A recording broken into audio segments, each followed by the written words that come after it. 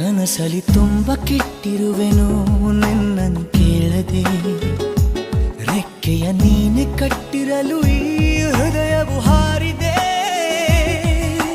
ನನ್ನ ಕೌತುಕ ಒಂದೊಂದೇ ಹೇಳಬೇಕು, ಆಲಿಸುವಾಗ ನೋಡು ನನ್ನನ್ನೇ ಸಾಕು.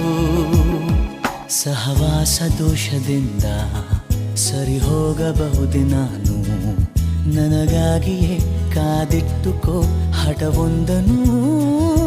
ಕೆಳಗುವ ಮುನ್ನವೇ ಪರವಶನಾದೆನು, ಅರಿಯುವ ಮುನ್ನವೇ ಪರಿಚಿತನಾಗಲಿ ಹೇಗೆ ಪ್ರಣಯಕ್ಕೂ ಮುನ್ನವೇ.